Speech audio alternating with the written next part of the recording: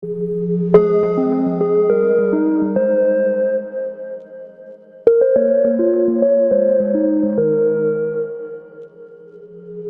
saya Hilarion Miko Kurnia Pratama, kelas 9C. Nama saya Kayla Misya Ayudia, nomor absen 21. Hai, perkenalkan nama saya Shirin Olivia, kelas 9C, absen 2. Hai, perkenalkan nama saya Isa, absen 19. Kami akan menyampaikan hasil diskusi kami tentang batik. Indonesia merupakan salah satu negara yang memiliki banyak kebudayaan yang beragam.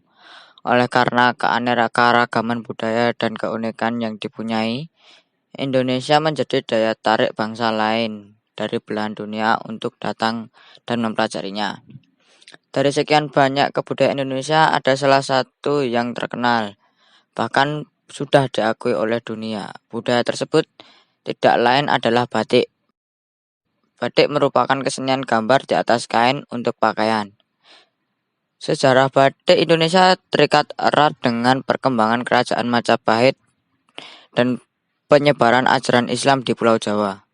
Awalnya kegiatan membatik hanya terbatas dalam keraton saja. Batik sendiri dulunya hanya digunakan untuk pakaian raja dan para pembesar. Tapi seiring berjalannya waktu, kesenian batik ini meluas dan menjadi pekerjaan kaum wanita untuk mengisi waktu luang mereka. Kesenian batik secara umum meluas di Indonesia dan secara khusus di Pulau Jawa setelah akhir abad ke-18 atau awal abad ke-19. Batik sendiri terdiri dari batik tulis, batik print, dan cap. Batik tulis dibuat secara langsung oleh sentuhan pembatik dengan melukiskan kain kosong dengan lilin malam. Keunggulan batik tulis yaitu motifnya eksklusif, dikarenakan batik tulis menggunakan sistem satu lembar kain untuk satu pembatik, alhasil motif yang dihasilkan sangat khas. Proses pembuatan batik tulis memerlukan 12 tahap, diantaranya nyungging, jiplak, ngelowong, ngiseni, nyolet, mopok, nembok, ngelir, ngelorot, ngerentesi, nyumpri, dan terakhir ngelorot. Selain batik tulis ada juga batik cap. Proses pembuatan batik cap tidak serumit dan sepanjang tahap pembuatan kain batik tulis. Berikut ini adalah cara membuat batik cap. Pertama, bentangkan kain di atas permukaan rata seperti meja atau lantai. Kedua, panaskan lilin dengan loyang khusus, letakkan loyang di atas kompor. Dan terakhir, celupkan canting cap ke dalam lilin. Kemudian capkan di atas kain, tahan dengan kuat hingga lilin meresap ke dalam kain. Untuk pemasaran batik di Indonesia masih belum menyeluruh. Masih banyak produsen batik atau merek lokal yang belum dikenal mancanegara. Untuk itu kita harus membantu melestarikan dan mempromosikan batik agar dikenal oleh masyarakat luas. Agar pemasaran batik lokal berkembang, diperlukan kerjasama antara pemerintah dan produsen lokal untuk meningkatkan ekonomi kreatif.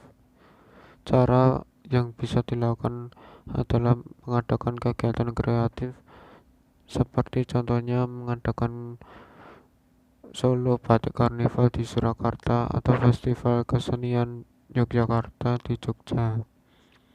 Cara di atas merupakan cara yang bisa dilakukan pemerintah. Kemudian cara yang bisa dilakukan produsen batik adalah mengkreasikan desain batik dengan desain baru agar tidak ketinggalan zaman. Lalu cara selanjutnya adalah dengan mengiklankan produk tersebut, bisa dengan sosial media ataupun media cetak agar lebih dikenal masyarakat luas. Lalu kita sebagai bangsa harus mendukung produk lokal dengan cara menggunakan produk-produk dalam kehidupan sehari-hari. Selain mengenalkan batik pada masyarakat luas, kita juga harus bisa menjaga kesenian tersebut agar tidak punah. Caranya adalah dengan mempelajari budaya batik. Dengan mempelajari kesenian batik dapat menunjukkan rasa cinta tanah air kita terhadap bangsa Indonesia. Namun, dengan mempelajari batik saja tidaklah cukup. Kita juga harus bekerja sama agar kesenian dan kebudayaan yang ada di Indonesia tidak dicuri bangsa asing. Oleh karena itu, kita memerlukan sikap toleransi dan bela negara. Hal tersebut supaya kedepannya tidak terjadi perpecahan antar bangsa dikarenakan keberagaman dan perbedaan yang ada di antara kita. Sebagaimana kita tahu bahwa Indonesia merupakan negara yang memiliki banyak keberagaman. Jangan sampai karena keberagaman tersebut kita malah terpecah belah.